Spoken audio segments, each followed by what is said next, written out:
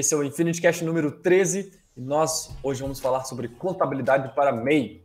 Acredito que é um assunto aí de muito interesse de muitos dos nossos clientes, ouvintes e telespectadores. Para quem não acompanha nosso podcast ele é publicado no YouTube, no Spotify. E eu sou o Norton Torga, sou o CTO da Infinity, meu arroba tá aqui embaixo e vai estar na descrição também. A N Torga no Instagram e lá mesmo, porque eu não uso outra rede social. Estou aqui na companhia do Ale, ale.hostert, é o nosso futuro CTO aí da Infinity, meu companheiro aqui de podcast e braço direito da Infinity. Pois é, totalmente. E nós estamos aqui com a companhia do Rafael, da HT Contábil. Tudo bem, galera? É o nosso expert em contabilidade e hoje a gente vai abordar esse assunto aí que eu tenho certeza que vai ser muito agregador para todo mundo que está nos ouvindo. Então, boa tarde, boa noite, bom dia para quem está nos ouvindo. Vou passar a palavra agora para o Rafael, que é o nosso especialista em contabilidade, para falar um pouquinho mais sobre ele. Vai lá, Rafa. Legal, gente. Queria dar meu bom dia, boa tarde, boa noite, né? Seguindo o nosso anfitrião, tá bom? E falar um pouco aqui sobre a HT Contábil e também sobre mim, tá bom? Eu me formei na Uniban, né? No ano de 2008, tá? Trabalho com contabilidade desde os meus 17 anos, hoje estou com 34 anos, tá? Venho exercendo aí um cargo, comecei, né, como office boy, fui subindo de cargo, a gente vai aí para a área de abertura de empresa, depois você vai para uma área fiscal, departamento pessoal, e hoje eu faço aqui a gestão do nosso escritório, tá bom? Tá, isso aí me apresentando um pouco. A HT Contábil é uma empresa que, uma pequena contabilidade, né, pequena para média, tá bom? Nós estamos aqui no centro de São Paulo, né, atendemos bastante clientes na área de tecnologia, médicos, MEI, né, e temos aí uma vasta cartilha de clientes, tá bom? Essa seria aí a minha apresentação, tá? Vamos iniciar aí as dúvidas do pessoal? Show de bola. Além de expert em contabilidade, é um cara que cresceu na empresa. Cresci na empresa. Da base da pirâmide ao topo. Essa plataforma em 2009, tá? Com o intuito de pegar esse pessoal que era informal, né? Você pega aí o rapaz que ele é camelô, né? Esse pessoal que é um pouco mais... seria mais difícil de fazer aí a abertura de uma empresa normal, uma limitada, tá? E aí ele criou essa plataforma para facilitar a abertura de um CNPJ para esse pessoal específico. Então o que acontece? Com esse regime, a gente tem aí uma facilidade na abertura, tá? Você não precisa ir até a junta comercial para cadastrar o seu CNPJ, você não precisa ir à Receita Federal, tá bom? Você consegue fazer isso tudo de forma online, né? E facilita muito a questão burocrática da abertura do negócio, tá bom? Seria basicamente isso. Que legal, que legal.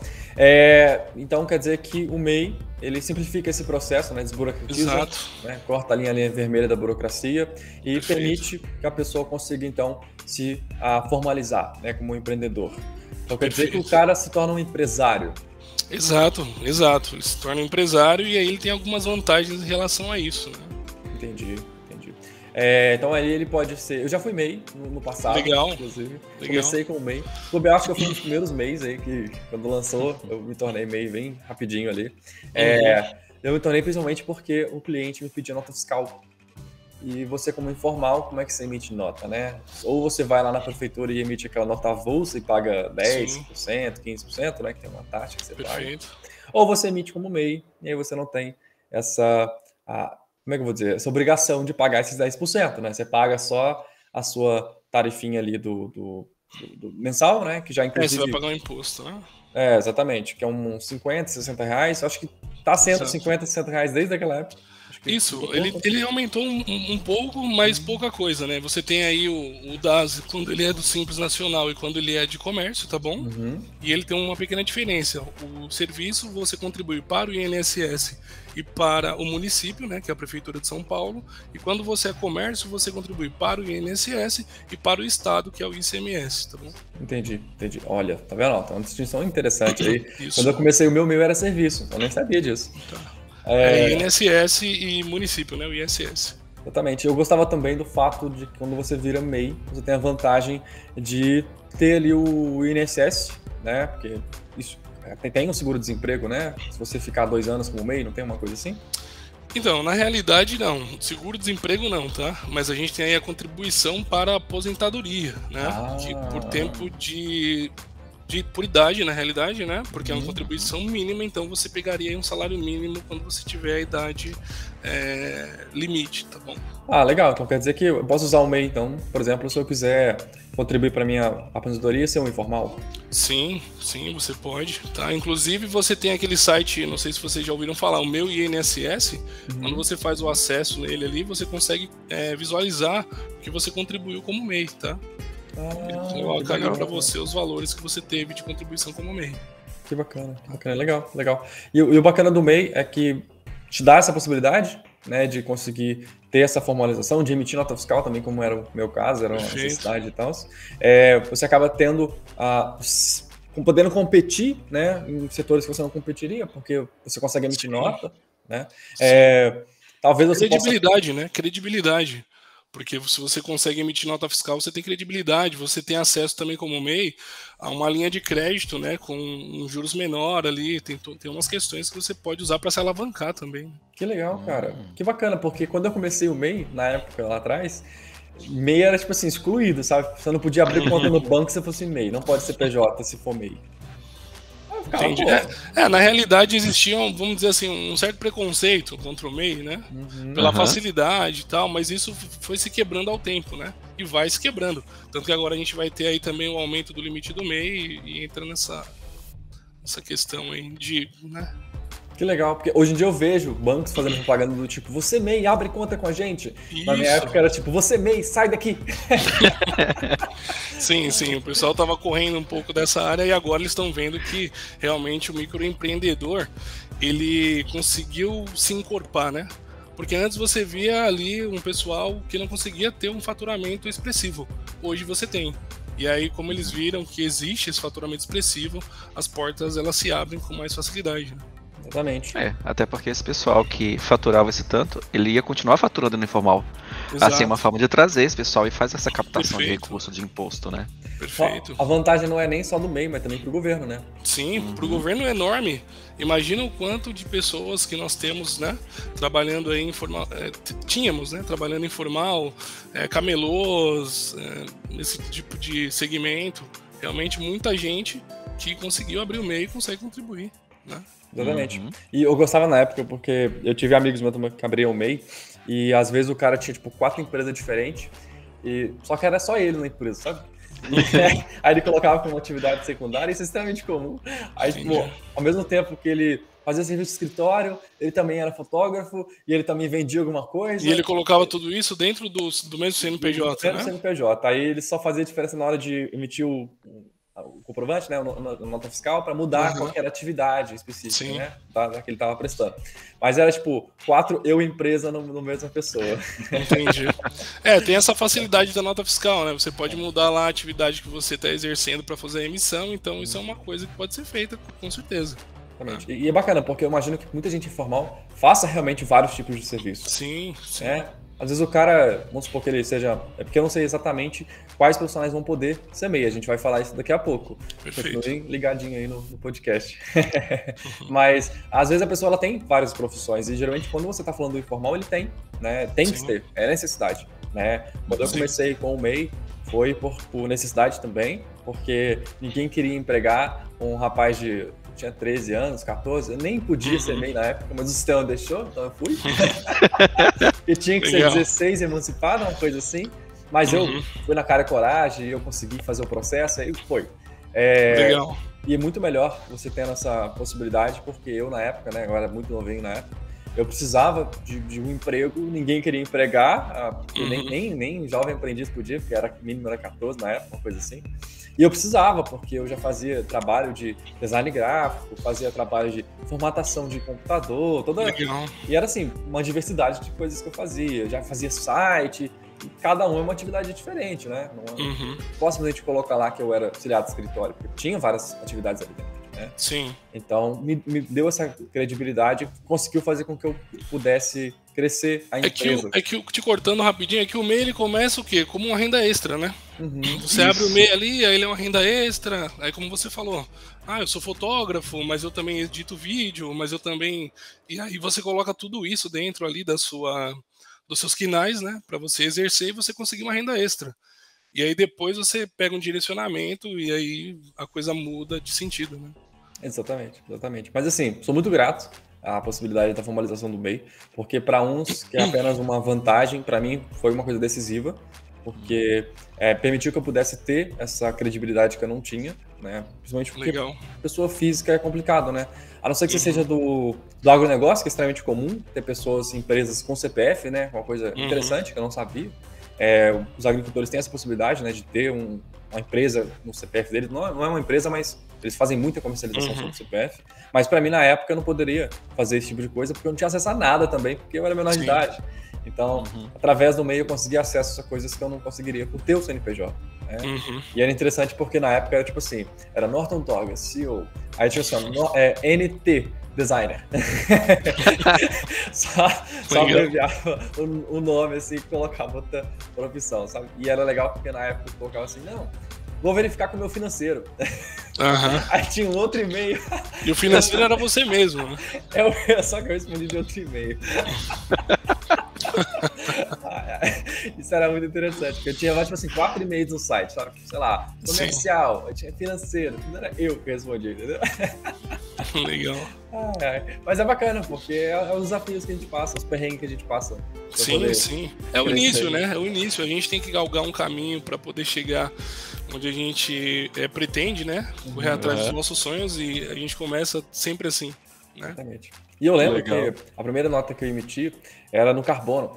Então, faz tempo. Isso. Eu também. A primeira nota que eu emiti foi no carbono. Mas isso em 2006, viu? Já faz um tempo maior. Já faz um tempo maior. Mas eu era de cidade pequena. A cidade pequena até vir um digital demorou mais, né, do que as cidades grandes. Eu não tinha digitalização ainda. Então, sim, exato. Tinha que pegar autorização para emitir nota fiscal. Aí você ia lá na gráfica, pagava pelo bloco de 100 ou 500, né? Aí vinha o carbonozinho lá, você tinha que colocar, e depois na hora que você fazia, tipo assim, 5 nota fiscal, né? E, putz, eu tinha cliente pra caramba, né? 5 clientes. Pô, que isso, eu era uma multinacional. Aí eu emitia lá, tipo, as notinhas, e no final ficava tudo manchado no dedo, assim, né? E tinha mais um problema, né? Se você tivesse a letra feia... Nossa, eu tive esse problema.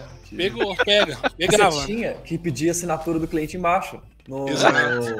Como é que chamava? Aquele que destacava embaixo? Canhoto, né? Canhoto. Exatamente. Aí tinha que ir fisicamente no cliente para ele poder assinar o canhoto bonitinho lá e tinha que guardar categoricamente, né? Tudo bonitinho. Aí eu lembro que a dia de serviço eram 3 vias, não era? Sim. Acho que era assim, né? 3 vias. Era isso mesmo. Aí tinha uma que era de 5 vias, mas eu não lembro qual que era especificamente. Mas... legal. Eu tenho a primeira nota fiscal que eu já emiti. Eu tenho ela guardada, eu vou emoldurar. Coloca num quadro. Colocar num quadro, assim, recordação, né? A primeira nota fiscal que eu consegui emitir, com aquela letra horrível. Nossa senhora, Jesus amado.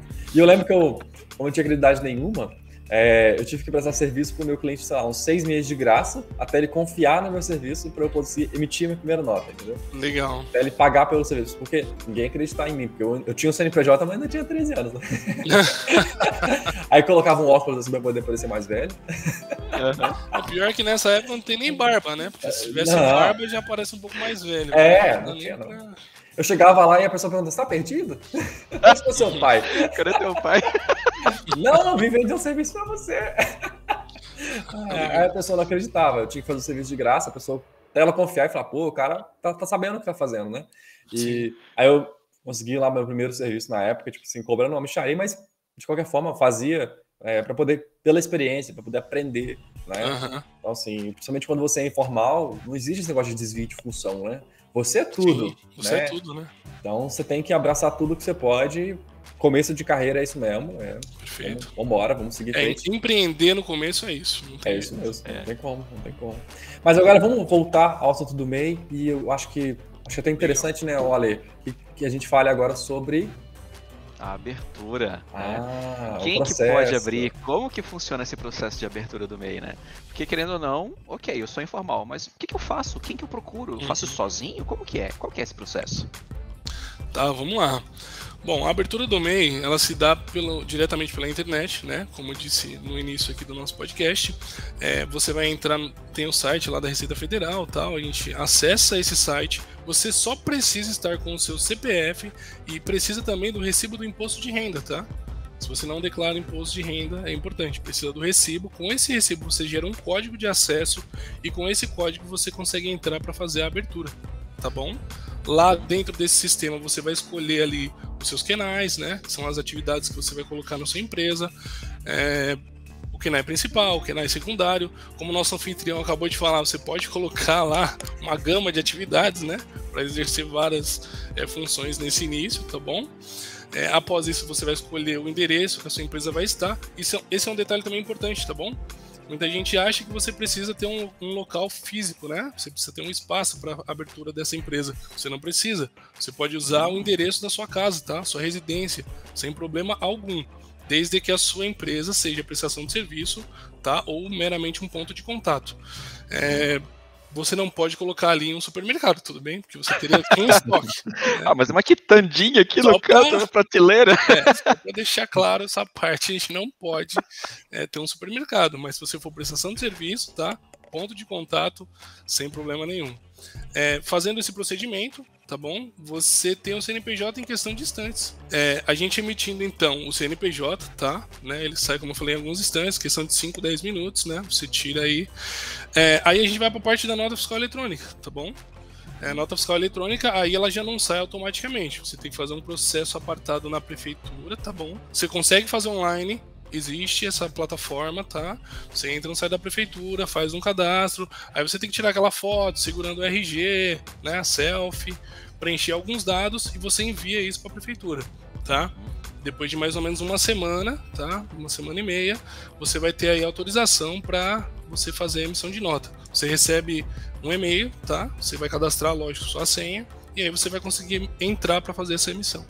Isso tá a gente bom? Está falando de São Paulo, né? Isso, de São Paulo, exatamente. Eu acredito que deve ter algumas outras cidades que ainda seja algum processo um pouco diferente, né? Isso, eu tenho cidades que, assim, na verdade todo mundo agora é eletrônico, tá? Mas nem todo mundo te dá a possibilidade de fazer essa inscrição pela internet. Então eu tenho municípios que eu tenho que ir pessoalmente, tá? Preencher o formulário lá, levar o comprovante do MEI, tá? Que é o CC-MEI mais o CNPJ. E aí você dá a entrada nessa prefeitura desse município. Tá bom? Certo. Quando após isso você emite... pode falar. Tá. Pode falar. Após isso você consegue emitir as notas e aí você já está completamente aí formalizado, né? A continuar aí o seu trabalho. Que legal. Eu lembro que quando eu comecei quando eu mudei de cidade, eu precisei abrir um meio diferente que eu tinha. E aí eu precisei fazer esse processo. E eu pensei, ok, tô fazendo tudo sozinho aqui, porque eu já era MEI antes, precisei só renovar o CNPJ, criar um outro. Certo. E aí deu... Ok, fiz tudo certo. Quando chegou a hora de emitir a nota, agora onde é que tá o link aqui para eu criar nessa prefeitura aqui dessa cidade? Sim. Ah, não tem. Como assim não tem, gente? Eu vou ter que ir fisicamente até lá. Isso em 2018, 2019. Sim. Eu precisei pessoalmente na prefeitura para dar início no processo. Precisa. São Paulo tá um pouco à frente. Assim, um pouco não, tá bastante à frente dos outros municípios, tá? Para ser bem sincero. Né, tá bem à frente. Tanto que a nota fiscal eletrônica de São Paulo já tem aí muito tempo, desde 2011, 12. Eu não me recordo exatamente, gente, mas por aí, tá bom? Tem bastante. Eu lembro de receber e-mails da Prefeitura de São Paulo já na época de 2012, 2013 mesmo. Né? Eu lembro dessa época já. Perfeito. Nota fiscal de São Paulo já tá na quinta série já. Já tá se formando. Legal. E assim, qualquer profissional consegue? Qualquer informal, qualquer profissão, categoria consegue abrir um MEI? Ou tem alguma limitação? Não. Na verdade, as limitações de profissões que nós temos são... que o governo ele abriu esse benefício para algumas profissões que ele entende que são profissões que têm uma maior dificuldade como eu posso te dizer, de venda no dia a dia ou de captação de recurso mesmo, né? Porque assim, eu vou te falar algumas atividades que não podem, tá? Médicos não podem ser MEI, advogados não podem ser MEIs, consultores não podem ser MEI, fisioterapeutas não podem ser MEIs, tá bom? contadores não podem ser MEIs. Todo mundo pode ser MEI. Todo mundo aqui. Engraçado, né? Porque se você é um contador, por exemplo, você acabou de se formar, você quer abrir o teu pequeno escritório, você não tem cliente, não tem grana ainda. Né? Exato. Como é que você vai abrir um Infelizmente, a gente não pode. A gente já pode abrir o Simples Nacional, tá? Simples Nacional. Mas não dentro da categoria MEI. Você pode ser um ME, que é um microempresa, né? Tá bom? Certo. Que é um pouquinho mais cara a tributação, mas a gente fala sobre isso depois. Isso, tudo bem, a gente entra nesse detalhe posteriormente. Que legal. E, assim, se eu, digamos que eu não consigo fazer esse processo sozinho, eu realmente tenho uma limitação, eu tenho dificuldades, eu sei fazer meu trabalhinho aqui, mas essa parte de internet, tecnologia, eu não consigo. Eu consigo alguma ajuda? Quem pode me ajudar a abrir esse processo? Na realidade, o governo ele determinou que a contabilidade não pode fazer cobrança, tá, para abertura de mês, tudo bem? Então a abertura ela tem que ser gratuita, tá? Só que assim, até o CNPJ, tudo bem? Provavelmente quando você for contratar uma contabilidade ou ir a uma contabilidade aí para falar sobre esse assunto, eles vão te abrir até o CNPJ, e aí quando precisar fazer a abertura da nota fiscal eletrônica, né, essa inscrição, talvez eles te cobrem alguma taxinha, tá? Mas também é uma taxa simbólica, nada muito, né, muito caro, tá bom? Então, assim você vai conseguir se formalizar. Legal. Então tem sim algum auxílio, uma ajuda, né? Tem, sim. Se a pessoa não sabe fazer, ela pode pedir ajuda de um. E se você for uma pessoa que tem facilidade com a internet, né? Acho que a grande maioria hoje, você pode ver, tem vídeos até no YouTube, o próprio Sebrae. O Sebrae, ele é ele ajuda muito os empreendedores aí fazendo abertura, tá? De mês. Se eu não me engano, tá? Eu acho que o Sebrae, ele faz essa abertura gratuita. Legal. Ou dá uma cartilha, pelo menos, para a pessoa saber fazer. Que bacana. Legal. Então, pelo que eu entendi aqui, qualquer um abre online, né? É um procedimento relativamente simples. Sim. Aí você já está dentro do sistema, você tem essa formalização, uma coisa que você faz até mesmo sozinho. Eu acho que dificuldade também vai ter ali para poder gerar o recibo do IR, né? Na época, eu gerei em branco, porque você não precisa, né, declarar renda algumas para você ter o IR. Né? Você pode declarar que você não teve rendimento. Não teve nada. Anterior, isso, você pode mandar a declaração zerada simplesmente para você obter o recibo, né? Exatamente. Aí foi o que eu fiz, e na época eu segui artigos online que explicavam como fazer isso, né? Tive a ajuda de um vizinho também na época, que ele me ajudou, que ele era contador. E aí eu consegui fazer esse processo de emissão do MEI, né? De fazer a formalização. Mas eu lembro que lá na época, hoje tem mais profissões permitidas, né?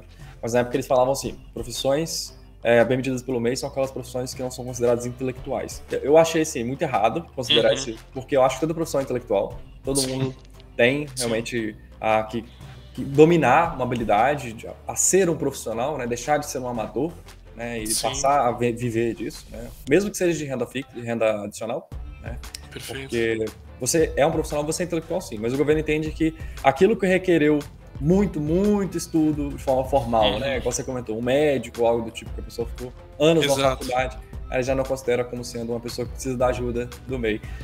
Mas isso é um assunto para outro podcast, que eu acho que isso aí já renderia muito. Com certeza, com certeza. Né? Eu imaginei assim, o Norton pedindo a ajuda do vizinho lá pra fazer a declaração do imposto lá, e aí o vizinho dizendo assim, tá bom, senta aqui no lado do tio, que o tio vai te explicar. 13 anos. Foi mais ou menos algo assim. Mas assim, o vizinho foi muito de boa na época.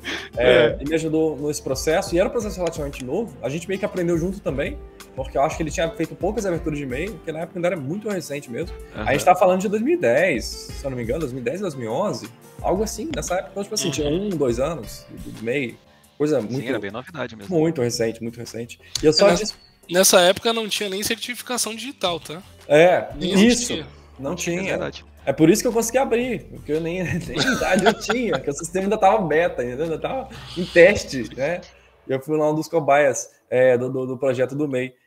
Mas foi muito legal, foi muito bacana. O procedimento na época já era relativamente simples, dava aqueles errinhos, né? Porque não estava 100% funcional. Então, tipo assim, você tinha que digitar seu título de eleitor. E eu não tinha título de eleitor, eu tinha 13 anos. Mas ele permitia que se você pulasse uma etapa, na época, o sistema antigo, se você pulasse uma etapa, você não precisava digitar o título de eleitor. Aí eu consegui fazer, entendeu? Mas é porque tinha uns errinhos, né? Mas é legal você ter ajuda, nem que seja de forma simbólica ali, né? De um escritório, para te dar um guia né? Claro, Porque claro. o MEI, apesar de ser a simplificação, ele tem ali obrigações, né? E é isso que eu gostaria da gente poder discutir agora, porque eu acho que é um território meio cinzento ali, porque eu acho que as pessoas não têm tanta noção de quais são as obrigações tributárias que ela tem, porque existe obrigações que você tem que reportar, coisas que você tem que fazer quando você é MEI. Não é simplesmente abrir e acabou. Tem ali todo um processo. E, Rafa, você consegue explicar pra gente quais são essas obrigações tributárias do MEI? Tá, eu vou... na verdade é bem simplificado, tá? Eu vou falar aqui de uma forma didática para que todos entendam bem. O MEI, ele hoje, o que ele precisa entregar para a Receita Federal, tá? É uma declaração de imposto de renda da pessoa jurídica, que se chama DASNY-CIMEI, tá bom?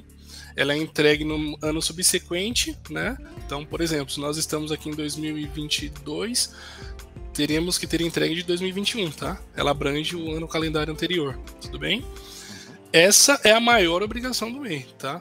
Desde que ele não tenha funcionário, porque o MEI ele tem uma abertura para ter um funcionário, e se você tiver um funcionário, aí você vai precisar fazer duas outras obrigações, que são a GFIP, tá? Que é entregue para a Receita, e a RAIS, tá bom?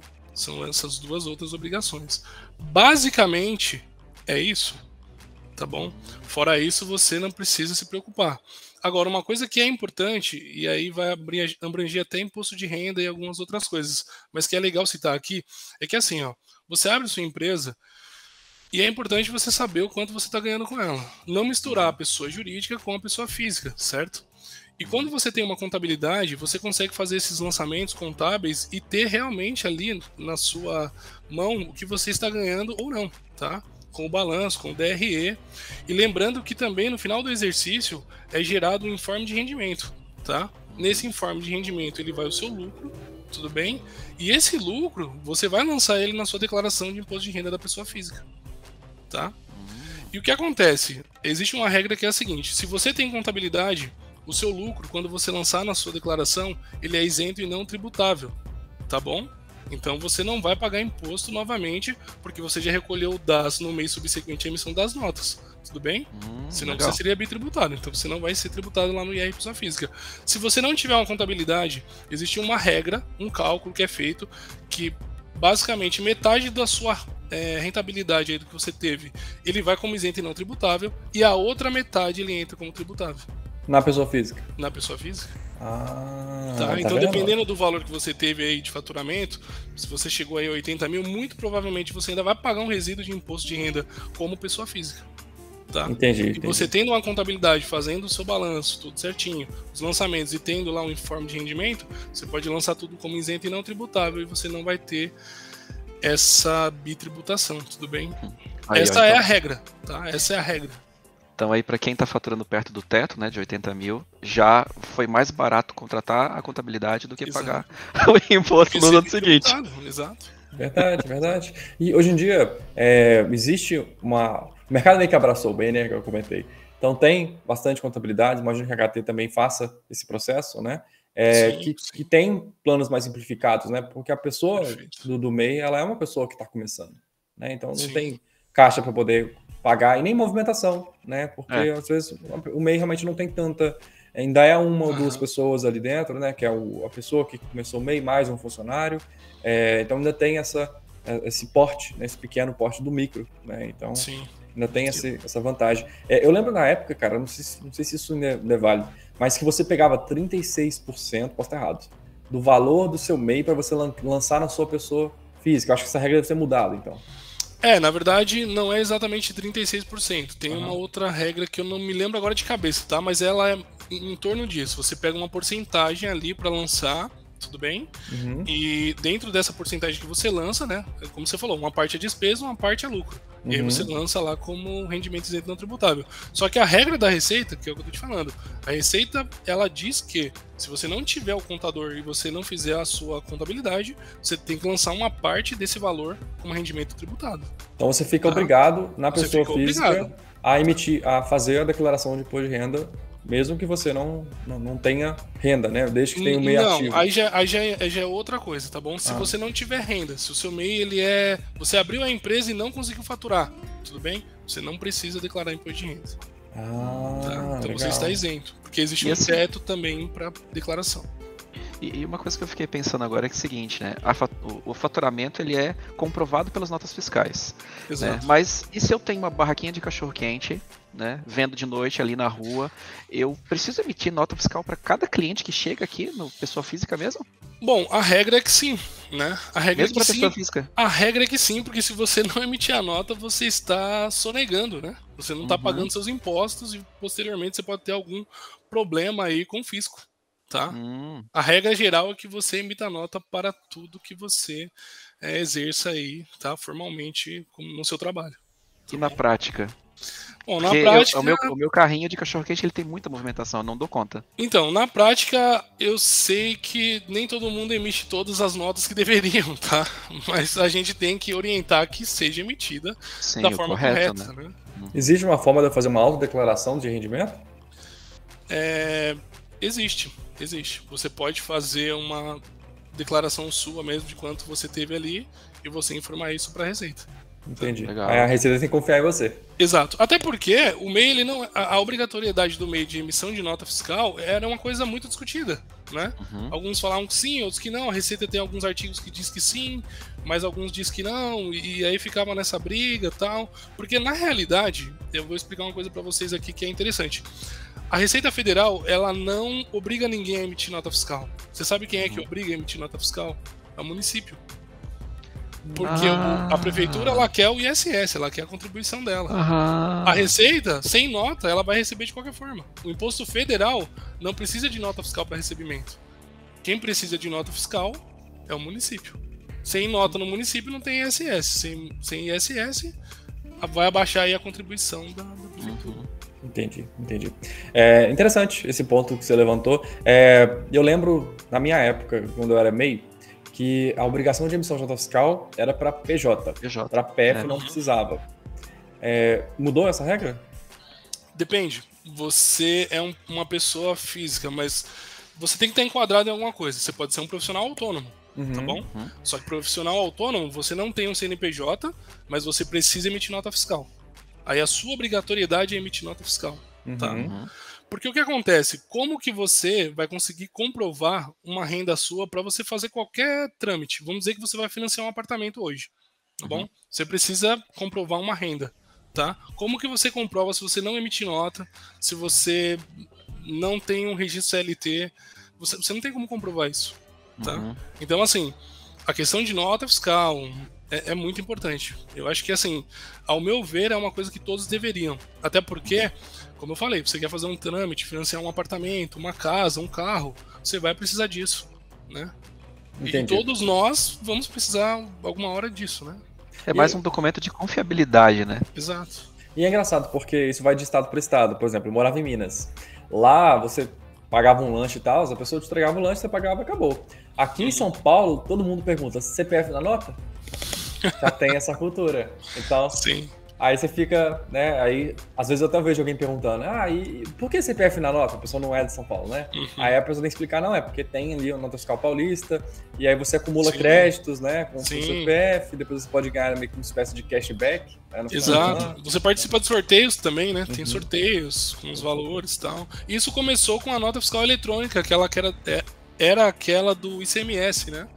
Você pedia a nota no mercado, numa loja que você comprasse uma roupa, e você tinha um valor ali, uma porcentagem do ICMS de volta para você como crédito, né?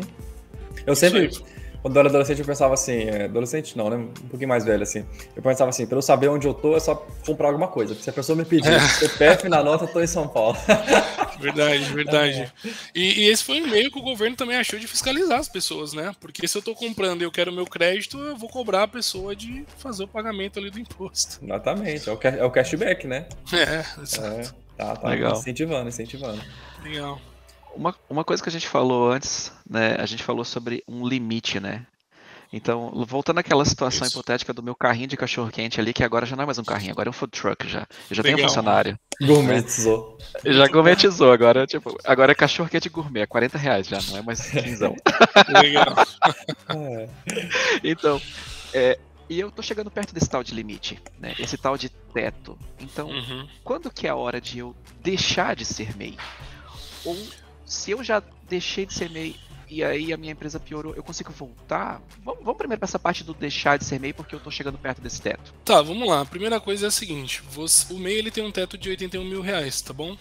Interessante frisar que é 81 mil dentro do ano calendário. Então, se você abrir o seu MEI em julho, por exemplo, você vai ter fracionado de julho até dezembro. Já não é 81. Metade, então. Tá bom? Porque para dar 81 no ano, se eu não me engano, é 6.750. Acho que é 6.750, acho que é isso. É. Mais ou menos Ou isso, tudo disso, tá? 6 e um pouquinho. Então, pensa comigo que se você abrir em julho, já não é mais 6 e pouco. Seria aí, sei lá, 3 e pouco, que já é metade, estamos no meio do ano. Tá bom? Então esse é o primeiro ponto, que é importante. Passado isso, se você realmente abriu ali em janeiro, você tem 81 mil. Se você exceder 20%, que é 97.200, você ainda continua enquadrado no MEI, mas você precisa recolher um DAS adicional, tá bom? Tá? Porque assim, a Receita ela libera que você passe um pouco desse faturamento, tá? Então cheguei a 97 mil e pouco, que é 20% acima. Eu posso continuar como MEI, mas eu tenho que recolher o meu DAS normal e pagar um DAS depois sobre esse resíduo que eu ultrapassei, tá bom? E no ano seguinte eu continuo como MEI? Você continua como MEI. Ah, que interessante, isso não aconteceu comigo.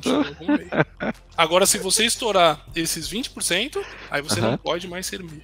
Tá? Aí você desenquadra de MEI e vira ME, que você pode ser ME até 360 mil reais. Tá bom? Legal, tem um pulo maior aí então. Isso, e aí pós-ME, mas aí seria um outro assunto, você pode ir até 4 milhões como empresa de pequeno porte. Legal, outro podcast então, né? Vamos agendar. Oportunidade para ME. Vamos agendar, porque é interessante, tá? Então, basicamente, entrando nessa questão de faturamento, seria isso, tá bom? Legal. E se eu caiu por alguma razão? A pandemia ela afetou muitos negócios, né? Sim. De informais e de MEIs. E aí o meu faturamento desceu. Eu tive que subir para ME, mas meu faturamento desceu. Ele tá dentro do teto, que inclusive o teto foi aprovado agora ou está em processo para aumentar agora para 2023? Então, na realidade, a gente tem as informações de que estava em aprovação, né? Saiu até uma matéria que está bem perto de aprovar, mas não está exatamente batido ali o martelo, tá? Se aprovar, vai para quanto? 144 mil reais anuais. Opa, 144 mil. E você pode registrar 2 funcionários ao invés de 1. Legal. Dá 12 mil por mês aí de faturamento. Isso, já melhora bem, né? É um sinal de crescimento do país. Sim. Exatamente, sim. Porque o teto de 81 mil é de que ano? De 2018, se não me engano? De 2018, se eu não me engano, 2018. Antes era 60. 18, acho que é isso. Começou Começou como 60, né? Começou como 60, foi para 81. E aí ficou agora até 2022 aqui com... Sempre múltiplos de 12, tá? Verdade. Tá, e aí então o meu faturamento diminuiu por conta da pandemia e tá ficando caro, tá ficando difícil de pagar a tributação, de pagar as notas fiscais, o auxílio contábil e tudo mais. Eu posso voltar pro MEI? Você pode voltar pro MEI, mas existe uma janela para você fazer esse reenquadramento, que é janeiro de cada ano, tá bom? Em janeiro, por exemplo, nós estamos agora em setembro. Isso. Digamos que a minha empresa é um ME. E aí meu faturamento caiu, eu quero voltar a ser MEI. Em janeiro, agora de 2023, eu poderia solicitar um enquadramento e voltar a ser MEI. Ah, legal. Há uma luz no fim do túnel, então, sim, do empreendedor que tá na descida. Existe uma saída, né? Totalmente. Interessante, porque quando eu virei MEI, aí eu consegui lá, finalmente, aleluia, passar do limite, na época era 60 anual. O que não era tanto, né?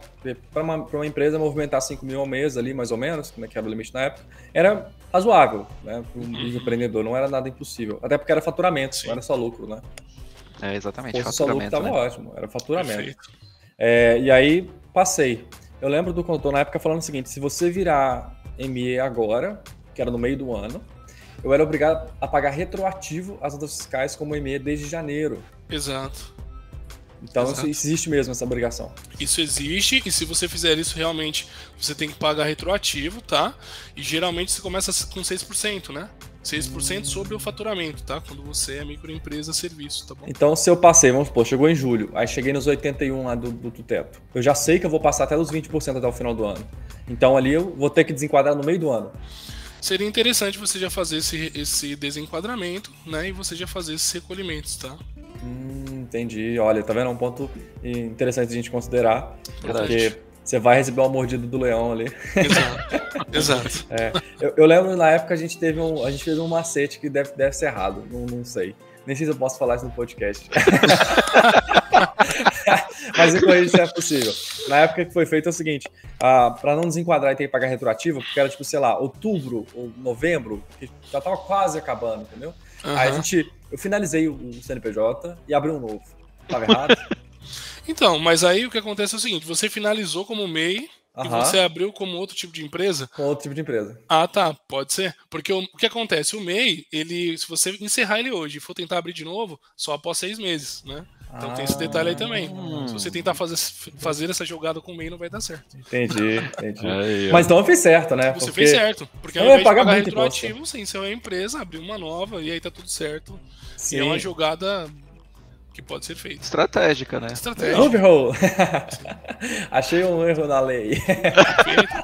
Mas na verdade a gente precisa procurar essas brechas, né? Porque assim, eu entendo que nós, né, pagamos muitos impostos, né? E a gente precisa achar essas brechas para que a gente possa se beneficiar de algumas coisas também. E não tá errado, tá? Isso não está errado. A gente está estudando a regra do jogo e achando brechas para vantagens, né? Sim, até porque as leis elas mudam o tempo todo, né? Essas leis de tributação, né? Eu sei que existem empresas que são especializadas em encontrar e revisar impostos de empresas maiores, porque a Receita te avisa quando aumenta o imposto, mas se diminuir ela não avisa, né? Exato. A gente faz esse trabalho aqui na contabilidade. Legal. Isso é importante. Porque às vezes você paga mais imposto do que você precisa pagar. E tem um jeito de, até 5 anos, né? Você pode rever o que você pagou a mais e pedir aí que seja ou abatido nos seus impostos ou realmente ressarcir o dinheiro. Legal. Mas não é sempre que eles permitem, não. Não é sempre. Você precisa fazer um cálculo bem preciso, porque se tiver um centavo errado ali, eles vão barrar. Eles vão fazer de tudo pra barrar, né? Mas se você fizer perfeitamente, vai dar certo. É aquele negócio, né? O Estado é um ótimo cobrador de imposto. Exato. O interessante que você comentou o negócio do imposto, de revisão e etc e tal, é que aqui na Infinity a gente teve uma interpretação, mas acho que isso vai fugir um pouco do escopo do podcast. Mas é interessante quando você fizer esse processo de revisão, você entender que a Receita Federal, ela tá responsável ali, né, para fiscalizar essas coisas e tal, mas a portaria dela não tem força de lei. Então, um ato interpretativo da Receita Federal, ele não vale mais do que uma lei. Então, se tiver uma lei acima dele, a lei é que considera. A gente teve esse problema aqui no Infinity, porque teve um ato interpretativo da Receita de que um dos nossos fornecedores, a gente tinha que pagar o imposto sobre o serviço dele, de importação do serviço. Só que tinha uma lei de 2001 dizendo que essa prestação de serviço em específica, ela não é considerada importação de serviço. E aí a gente teve que enviar um ofício, né, todo formalizado, etc e tal, para a Receita Federal, notificando de que a gente não efetuaria mais os pagamentos em relação àquilo, não registraria mais, por conta da lei e tal, etc e tal. Nunca tivemos resposta, mas também nunca mais pagamos. Então... Deu certo. Deu certo. E valeu muito a pena, porque era tipo, sei lá, 50% de imposto que a gente pagava, 46% da impostação do serviço, né? Que era um absurdo, um valor muito alto. Sim, né? É um valor bem expressivo, né? Bem expressivo. E a gente conseguiu, graças a Deus e a nossa, como é que eu vou dizer? A nossa vontade de conseguir ficar dentro da lei, mas não acima nem abaixo, entendeu? Ali, né? No certo, no justo. Dá César que é de César, mas nada mais também. Isso, exatamente. Legal. E a gente conseguiu isso correndo atrás mesmo, né? O espírito do brasileiro, né? Que a gente precisou, não foi nem por...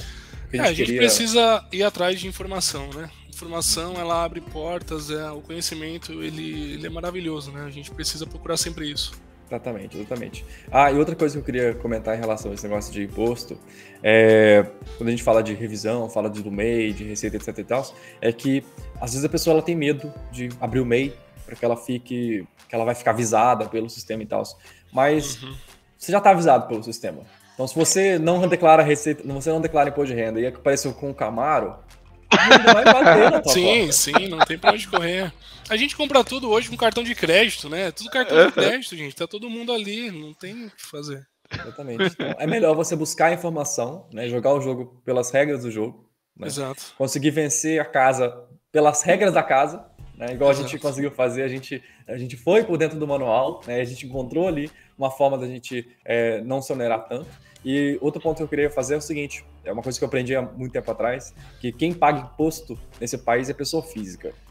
pessoa jurídica não paga imposto. Porque no final das contas, todos os produtos são destinados às pessoas físicas, a quem consome, né? Então, quando você tiver que fazer, meu MEI vai pagar tanto de, sei lá, R$50 por mês, R$60 por mês da minha DAS. Embute isso no preço do teu produto, do teu serviço. Mesma coisa quando você virar um ME.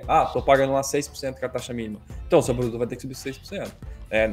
Você pode absorver para o seu cliente parte desse valor, mas lembra sempre que quem paga imposto, no final das contas, é a pessoa física. E esse custo tem que ser embutido no seu produto. Isso é uma dica que eu dou como empreendedor, porque às vezes a gente esquece, né, de colocar esse custo. Porque às vezes a pessoa fala assim, comprei isso aqui por 5, vou vender por 10.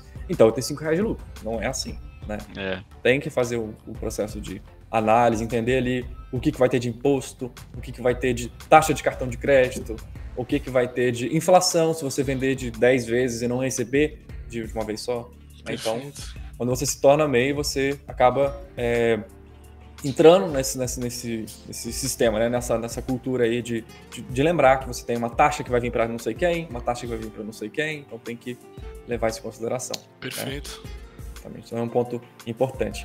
E agora, eu queria falar um pouquinho, eu que sou da área vindo muito da área de segurança e estou acostumado a lidar com muita gente aí que assim, uma coisa que sempre me fascinou desde pequeno era como burlar as coisas, sabe? Do tipo, funciona assim? Interessante. Deixa eu ver se funciona de outro jeito, sabe? Achar assim outras maneiras. Assim que ele conseguiu abrir o CNPJ. Não foi por isso, foi mais pela necessidade, mas sim, interessante. Eu sempre gostei de buscar ali formas de entender como é que funcionava o sistema e ver se tinha outras maneiras. E sempre me fascinou o conceito de burlar o sistema e de burlar o entendimento das pessoas, né? Então eu fiquei sempre fascinado pela área de segurança. Porque na área de segurança, principalmente quando eu vim na área de hacker e tal, ali existia muita criatividade, muito raciocínio para entender como é que o sistema foi bolado e como é que a gente ultrapassa ele, como é que a gente burla ele.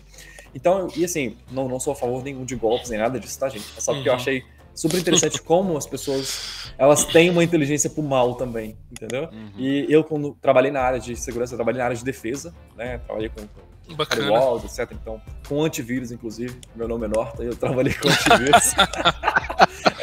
Para poder entender a mente dessas pessoas. E aí eu queria te perguntar, você como contador, você vê muitos golpes direcionados aos MEIs? Tem coisas que a gente tem que ficar alerta? O que a gente tem que prestar atenção? Porque eu, quando era MEI, isso no início, tá?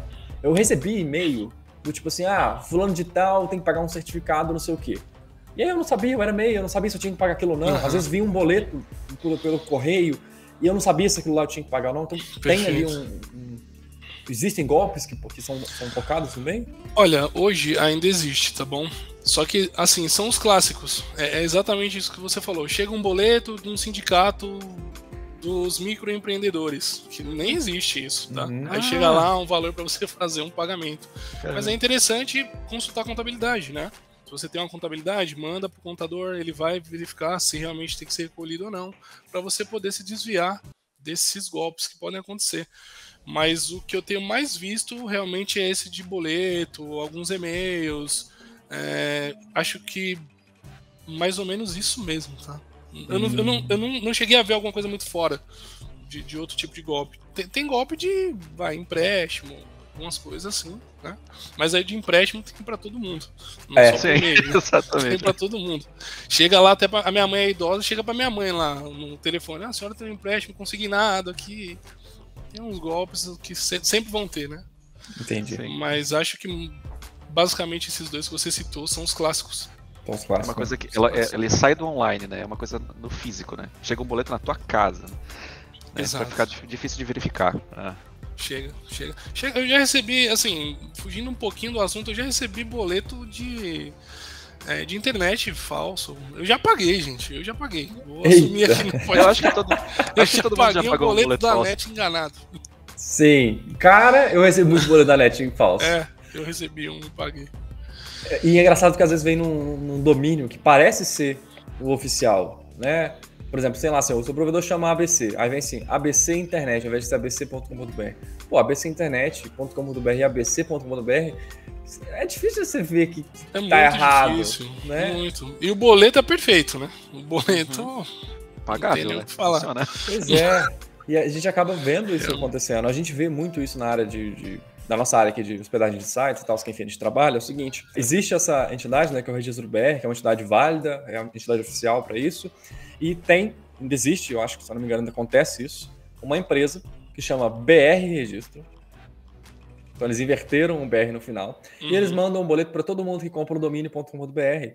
Aí eles falam lá que eles estão vendendo a hospedagem e o domínio. E aí eles cobram, sei lá, R$180 no ano. E manda para todo mundo que registra o domínio. Porque quando você registra no domínio, você tem que colocar o CPF, né? E aí o CPF é o endereço. Então a pessoa busca o endereço, envia esse boleto falso. Então todo mundo aí que trabalha com sites, com e-commerce, etc., tudo que faz atividades virtuais, tomem cuidado com isso, tá? Lembrem sempre do nome da empresa corretamente, vê se o endereço, às vezes você recebe um boleto, né? Vê se o endereço do boleto lá, do remetente, é realmente da empresa correta. Se você já pagou aquela conta, entre em contato com a empresa, né, para ver se realmente eles emitiram aquele coisa, porque engenharia social, eu falo isso porque as pessoas falam assim, qual que é o hacker mais fodão do mundo? Geralmente não é um cara que mexe com código, mas é um cara que mexe com pessoas. É um cara que engana pessoas. Ele é um engenheiro social, né? E geralmente é o cara que vai fazer esse tipo de coisa. Ele vai ligar para você falando que é de lugar tal, para conseguir uma informação privilegiada, coisa do tipo. E daí ele vai fazer um golpe contra isso. Mas tirando a questão do golpe que é aplicado contra o MEI. E o golpe que o MEI aplica? Porque tem isso também, não tem? Eu acho que tem. É que assim, nessa parte eu não vou dizer que eu sou expert, gente, não sou muito conhecedor desses golpes, mas eu já vi, assim, na verdade tem várias formas, tá? Vamos dizer assim, eu já vi pessoas abrirem e-mail no CPF de laranjas, né? Eu já vi até uma história que pegam uma pessoa que mora na rua, oferece um dinheiro para ela ali, pega o número do CPF, faz isso para você lavar dinheiro, né? Para você abrir uma conta e ter recebimentos ali dentro.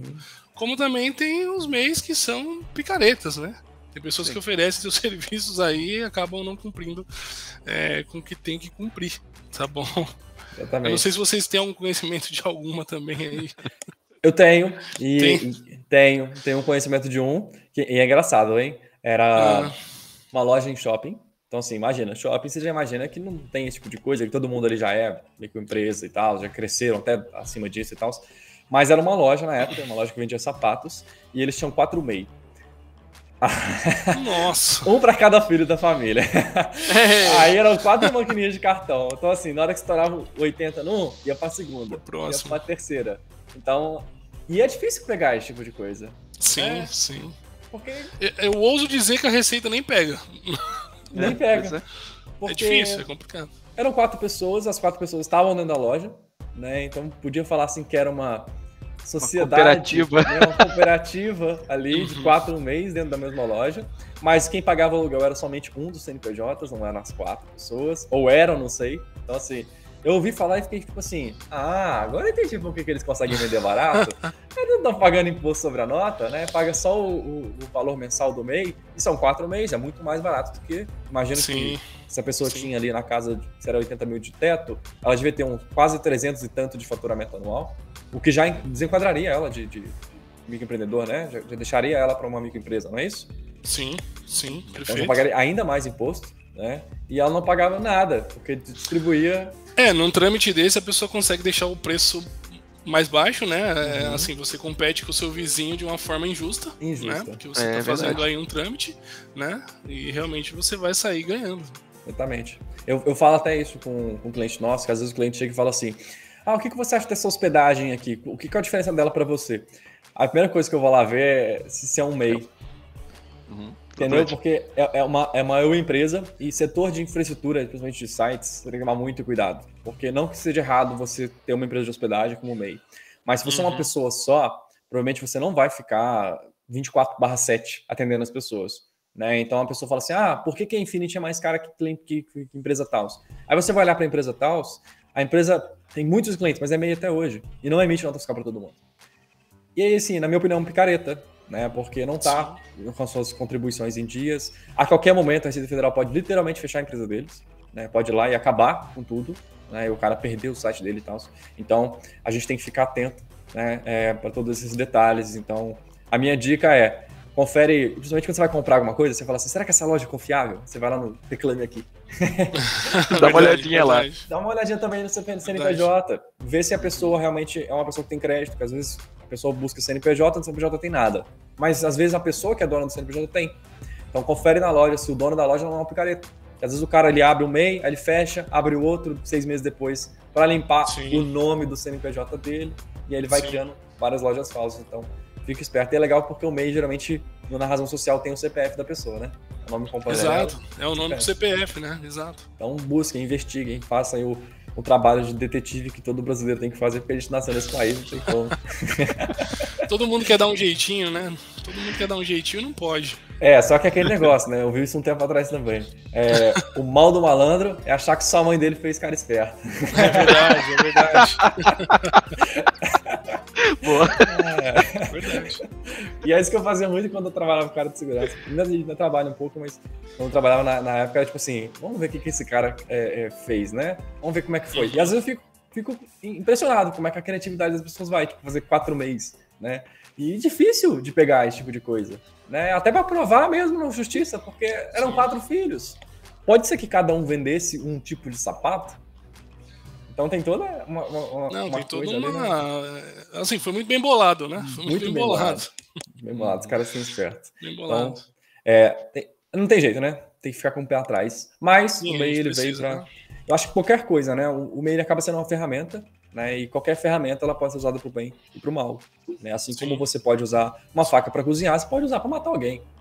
Então, exatamente. A culpa não é da faca, né? A culpa é de quem vai do bom senso das pessoas, né? Nós temos que ser pessoas honestas e tentar se educar o máximo possível para que, né, as nossas futuras gerações sejam honestas e venha uma mudança de cultura, de inteligência, enfim, vai até para um outro caminho que longo, né? Exatamente. É verdade. Então, o MEI ele ajuda, mas a gente tem que ficar atento. Principalmente com os picaretas por aí, normal, na vida, como a gente já faz. Perfeito. Né? Mas ainda bem que a gente tem esse tipo de coisa, né, no país, trazendo a formalização. E as pessoas têm que entender que a casa sempre ganha. Então, se correr o bicho pega. Se ficar o bicho come, se correr o bicho pega, então. Não tem como, você tem que contribuir mesmo para o governo, porque por mais que aconteçam coisas erradas, tem muito imposto que vai para o lugar certo. Isso. E um detalhe importante que eu acho que eu não citei aqui, a questão do INSS é assim, ó, se você tiver algum acidente, tá? Você tá coberto pelo INSS, tá bom? Se você for legal. tá? Isso é importante. Questão de uma mulher está grávida, vai ter o filho, você tem lá o auxílio, tá? Se você for legal. MEI, tudo bem? Então, assim, ele te dá esses benefícios que são importantes, né? Legal, isso é importante mesmo, porque normalmente o MEI ele tá trabalhando sozinho por conta, né? Exato. Então, se ele se machuca, como é que ele vai fazer para botar comida em casa, né? Exatamente. Então, ter esse auxílio é legal. Ter esse auxílio é muito importante. Exatamente. Bom, eu acho que é isso. A gente chega aqui ao final desse nosso Infinity Cast sobre contabilidade para o MEI. Legal. Com certeza a gente vai fazer outros podcasts relacionados a assuntos como esse. E, Rafael, eu gostaria muito de agradecer a sua presença aqui. Muito obrigado. Muito obrigado. Se você quiser deixar algum recado para o pessoal, sinta à vontade. Primeiro eu queria agradecer vocês, né? Eu confesso que estava meio nervoso no início, mas agora a coisa já está melhor, mais tranquila. E seria muito bacana ser convidado aí para futuros podcasts, se a gente tiver algum assunto aí dentro de contabilidade, de microempresas, né? Ou até algumas empresas maiores, tá? Lucro presumido, algumas outras coisas, né? Eu estou aí à disposição para participar com vocês. Queria agradecer você, Norton, tá? Pelo convite, né? Convite, a gente fica realmente muito lisonjeado, tá bom? Ale, também muito obrigado, tá, por tudo aí. Você é um cara muito simpático, gostei bastante aqui da conversa. E, bom, muito obrigado, gente. Só queria agradecer mesmo a todos vocês, tá bom? Dizer que a HT está aqui de portas abertas para todos, tá? A gente realmente tem a expertise para ajudar vocês. E muito obrigado, tá bom? Muito obrigado. Poxa, legal pra caramba. Muito obrigado, Rafael. Tua participação aqui foi de uma ajuda tremenda. Pode ter certeza que muita gente que escutou saiu com várias dúvidas esclarecidas, isso é certeza. Legal. Se precisar de alguma coisa, eu estou à disposição. Perfeito. Muito obrigado pela participação, Rafa. Obrigado. A gente se vê então num próximo podcast aí, principalmente dos assuntos que você comentou, que eu tenho certeza que também é de muito interesse do nosso público. Isso aí. E Agora um recadinho para quem está nos ouvindo aí no final do nosso podcast. Vou pedir encarecidamente que vocês possam se inscrever no nosso canal do YouTube, que a gente posta tanto o Infinity Cast lá, como também vídeos de conteúdo relacionados a e-commerce, a marketing, desenvolvimento e etc., que é bem um foco nosso aqui da Infinity. E também que vocês acompanhem nosso podcast no Spotify. A gente também tem um Infinity Cast lá, é só realmente buscar lá por Infinity Cast ou acessar o link que vai estar aqui na descrição, e que vocês possam ver os outros episódios. Esse aqui é o 13º, na verdade é o 14º, porque a gente passa a contar, a gente conta a partir do 0. Então, esse é o 14º episódio que a gente está ouvindo aqui, que a gente está fazendo, mas tem vários conteúdos interessantes ali dentro, que também vão interessar as pessoas que estão começando no empreendedorismo, pessoas que querem saber mais sobre os assuntos que a gente conversa aqui no Infinity Cast. Então, e agradecer, novamente, pelo tempo que vocês investiram aqui ouvindo nosso conteúdo. Espero que vocês gostem. E é isso, pessoal. Até a próxima. Tchau, tchau. Valeu, tchau, tchau. Obrigado.